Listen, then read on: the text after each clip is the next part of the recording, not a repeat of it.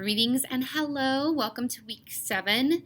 So there are 3 tasks for week 7. The first is the remote learning module. After you complete that remote learning module, you're going to post to Slack. Then you're going to read from your book and meet with your book club and update your project-based learning slide deck.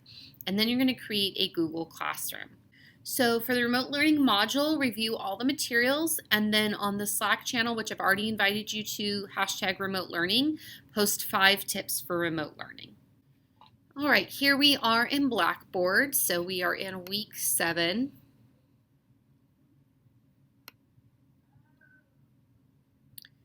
Okay, so here's the learning module on remote learning spaces. So these are the 3 resources, and then you're going to post to remote learning 5 tips for remote learning, and this will help you with your Google Classroom assignment that you're also going to do this week. Second task is the book club. So complete the reading, meet with your team, complete slide 6, update each other on your projects, discuss, get ideas, very similar to last week. Here's the information in the book club. So it's reading chapter 7 and 8, complete slide 6, and then meet with your book club. You know, it's like 20 to 30 minutes by chatting.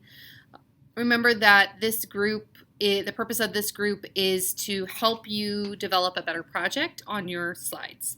So this is the slide that we're working on in the book club. So it's chapter 7 and 8, thinking about the project that you already developed.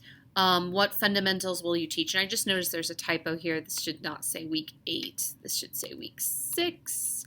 Apologize for that. So thinking of your project that you've already worked on, what can you add to it? Can you use rubrics? What technology can you use? So you're just further developing the project that you've started. The third task is to create a Google Classroom learning unit. So I want you to think, okay, when I'm a teacher in a classroom, I'll be planning these learning units, these standards. I'll have a beginning, a middle, an end. I'll have assessments, I'll have activities. Well, imagine that you had to teach online.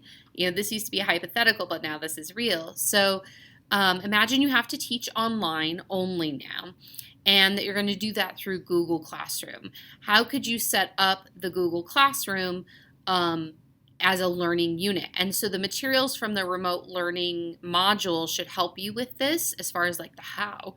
I've also posted a lecture where I go through like the physical steps of creating a Google Classroom. For some reason, the university doesn't give all students access to great Google Classrooms, so I really need you to check and see if you can. What will happen is you'll press the plus sign in the upper right-hand corner, and if you have Create Class, you're good to go. If you don't have Create Class and you only have Join Class, please email me or send me a Slack message ASAP so I can create one for you and invite you as a teacher. Then you're going to create a Google Classroom. This lecture is from one of my live classes where I just go over how to use Google Classroom and I show examples. And then these are the steps. This is what you need to include in your Google Classroom. Again, just thinking, what would I do in an in-person class? Okay, how do I transfer that to a digital space? Make sure that you sign up as a teacher and not as a student because you are a teacher. And so those are all the steps. Again, if you don't have access to this Create class, send me a message, send me an email, and I will create a class and invite you as a teacher, and then you can work in that space. It's about 50-50 students that actually have access to this for some reason. All right, I hope you have a great week. We're rounding the corner to the end of this course. Let me know if you have any questions. Take care, guys. Bye.